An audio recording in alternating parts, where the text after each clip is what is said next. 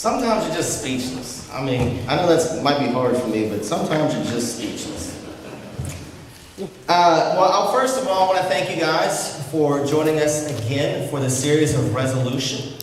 If you guys were here last week, we started a series called ReSolution. And for the simple fact that many times in our lives we make resolutions for the new year. Whether we want to get fit, get healthy, be more financially stable, whatever it may be, we make resolutions in essence for more self-development, more self-improvement.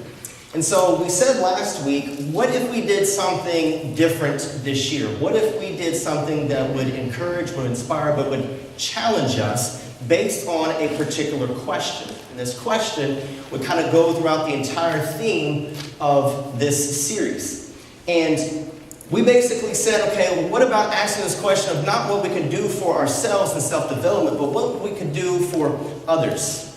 And we found the question in the personal account of Nehemiah in chapter 1 and verses 4. And that question was, what breaks your heart? What burdens you? What disturbs you? And I last week before we left, I basically gave you a homework assignment just to think. All I wanted to do was just to think, to ponder, to meditate, to brew on what breaks your heart, what disturbs you. And so speaking of what breaks your heart, you ever seen something that does? You ever seen something that does break your heart? Maybe you're out driving and you see a person on the corner holding a sign and that breaks your heart, but you didn't necessarily know what to do. Or maybe you turn on the TV and you saw a child maybe from a third world country and your heart goes out to that child, but you don't necessarily quite know what to do. Or maybe you heard from somebody that you know also, they may have had a miscarriage and that broke your heart. Your heart went out for them, but you didn't necessarily know what to do. Or maybe there's some ill social injustice that's taking place in the world and it pulls your heartstrings. It burdens you, it breaks you down, and you don't know what to do. Well, tonight in Nehemiah chapter 2, Nehemiah answers that particular question. What breaks your heart and what to do? What do we do about that? So, as you open up into Nehemiah, we're going to be looking in chapter 2 as we continue in this series. And there's three things that we're going to learn from Nehemiah. There's three things of what we can do about what breaks our heart. And speaking of three things, there's three things that are specific here in chapter 2. If you want to learn more about the background or the contents of the entirety of the book of Nehemiah, you can check out last week's sermon online. But for tonight, for chapter 2, it's just three things. One, that Nehemiah gets permission from King Artaxerxes to go back to Jerusalem. Number 2, once he's there, he gets to survey and assess the damage of what has taken place and gone on. And 3, once everything has been said and done, he kind of rallies the troops together to start rebuilding. So if you will, we're going to start off in chapter 1, verses 4. Not only is this our theme, but it also kicks off for what we're going to be beginning to talk about tonight. And then we're going to jump over to chapter 2, starting in verses 4 through 8. And then we'll go back to verses 1 through 3. Chapter 1, verses 4, it says, "So it was, when I heard these words, that I sat down and wept, and mourned for many days. I was fasting and praying before the God of heaven." And he did this, remember, because of the devastating news that he just heard of what happened to his people and to Jerusalem. And so he's in mourning, he's been praying and fasting. And then we go over into chapter 2, looking in verses 4. He's going before King Artaxerxes. Had a little tongue-tied there. Starting in verse 4, he says, "Then the king said to me, 'What do you request?' So I prayed to the God of heaven. And I said to the king, 'If it pleases the king, and if your servant has found favor in your sight, I ask that you send me to Judah, to the city of my father's tombs, that I may rebuild it.' Then the king said to me," the queen also sitting beside him, "How long will your journey be? And will you return?" So it pleased the king to send me, and I set him a time.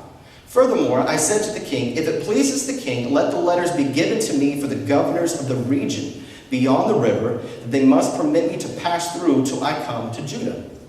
And a letter to Asaph, the keeper of the king's forest, that he must give me timber to make beams for the gates of the citadel, which pertains to the temple, for the city wall, and for the house that I will occupy. And the king granted them to me according to the good hand of my God. So, King Artaxerxes provided everything to Nehemiah. If you notice in verses 6, where it talks about a particular time, he says, and set him a time. King Artaxerxes provided him to go to Jerusalem around about 12 years. We get that number based on chapter 5, verses 14. He provided him in verses 7. He provided him documentation. He provided him letters to pass through different regions, different borders on his travel to go back to Jerusalem. These papers, to simplify it, basically meant you can't touch me. If you touch me, then you are going to be in deep trouble with the Persian Empire. You're going to have to deal with the king, since all of these other regions were in the Persian Empire. Number 3, if you look in verses 8, this is a letter to Asaph, the keeper of the king's forest, that he must give me timber to make beams for the gates and citadel, which pertains to the temple, for the city wall, and for the house that I will occupy. So King Artaxerxes is also providing him building materials to pretty much build up Jerusalem, the temple, and the walls. And on top of that, which is even more interesting, Nehemiah keeps going and says, okay, hey, in essence, by the way, can you also provide me materials for my house? Well, then in verses 9, we also see that this king also provided military security. He provided him military security on his voyage to Jerusalem. Now, King Artaxerxes provided all this. Why? Because it tells us in verses 8 that the hand of God was upon him. Now, why was the hand of God upon him? This is what Nehemiah tells us. What breaks our heart, what can we do? The very first thing that we can do is to pray and fast. Is to pray and fast. Prayer is talking to God. I've told my kids ever since they were born this. Prayer is talking to God about anything, anytime, anywhere. And it just so happened to be there was a God moment this past Friday night where at Chick-fil-A we're waiting on my wife to come up and join us. And I'm grabbing the kids' hands and we're praying for God's blessing and provision. And after I was done praying, our 4-year-old Elisha says, hey, Dad, can I pray? And I'm like, well, yeah, sure. So we bowed our head, and I kind of look up, and he was so sincere. He goes, Dear God, thank you for my Legos. Amen. And so, at first it kind of struck me, and I was like, I don't know about that. But as I started talking to him, Elisha at 4 years old tells me, says, no, Dad, I am. I'm thankful that God has given me the Legos that I can play with. And I'm at the same time thinking, Adam, you've got to tell him, you've been telling him to tell God anything. So when we come to prayer, we look at this contrast, the difference between of going to the throne of King Artaxerxes and to the throne room of grace, to the throne of God. What are the differences in these? All right, well, verses 4, if you notice, it says, the king said to me. So Nehemiah can't speak until there's an invitation given to speak. Nehemiah can't share his burden. Nehemiah can't share his heart or whatever is going on in his life until he is spoken to. Whereas we, as the children of God, and I love this, if you look at Hebrews 4, chapter 16, or chapter 4, verses 16, it says this, let us therefore come boldly to the throne of grace, that we may obtain mercy and find grace to help in the time of need. That means that we can, because of Jesus Christ, because he is the high priest, because he is the mediator between us and God, we can go to God for anything and talk to him about any need. And the word that I love about boldly, that word means freedom of speech. It means freedom of speech, that we have the freedom of speech to communicate and say anything to God. Unlike Nehemiah had to wait on an invitation. The other thing that we can look at is that, and we'll see here in just a little bit, but the king saw Nehemiah's face. He saw his posture, that he was downtrodden, that he was saddened, that he was burdened. Whereas God sees our hearts, and and he knows exactly what is going on with our everyday lives. He feels for us. He knows what we're going through and wants to be there for us. So, on this next slide,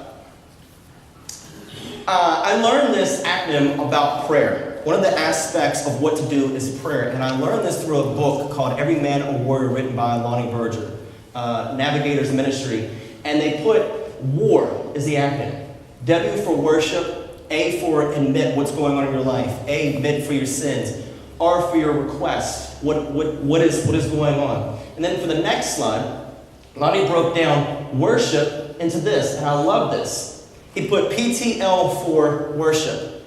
That you want to come into worship and you want to praise God of his majesticness, his holiness, his righteousness, his goodness, his faithfulness. You want to give him thanks of what has been taking place and going on in your life. But the third aspect, I honestly believe that a lot of us do not do.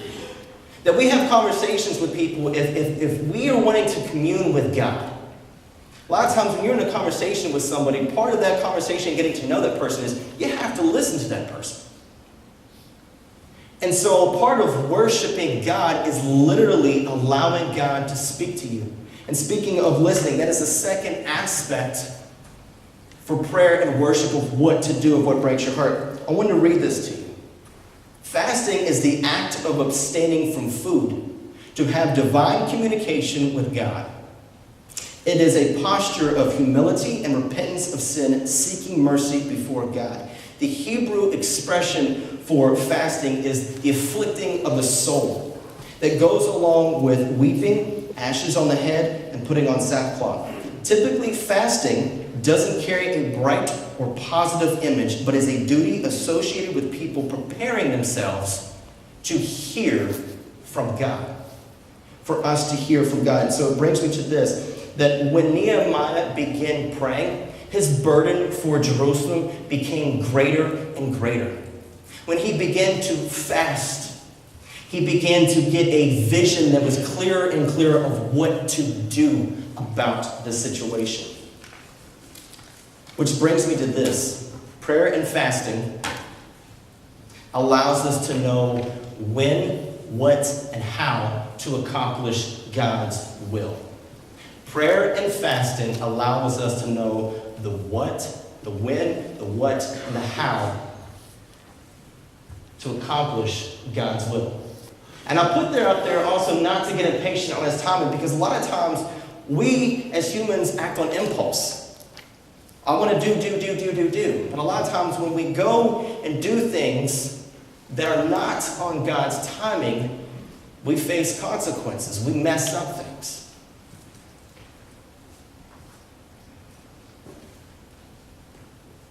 So Nehemiah, we come back to this. And last week I asked you guys, at the end of chapter 1, why in the world, as a guy gives a personal prayer journal entry at the very end of his entry, why would he sign off with, in the last line in chapter 1, 11, it says, "For I was the king's cupbearer." Why in the world would he do something like that after this long, amazing prayer that is recorded in his account? Well, then we come into chapter 2, verses 1 through 3, and I'll tell you why he mentions why he's a cupbearer. It says, "And it came to pass in the month of Nisan, in the 20th year of King Artaxerxes, when wine was before him, that I took the wine and I gave it to the king. Now I had never been sad in his presence before. Therefore the king said to me, 'Why is your face sad, since you are not sick? This is nothing but sorrow of heart.' So I became dreadfully afraid." Take note of that. "And said to the king, 'May the king live forever. Why should my face not be sad when the city, the place of my father's tombs, lies waste, its gates are burned with fire?'"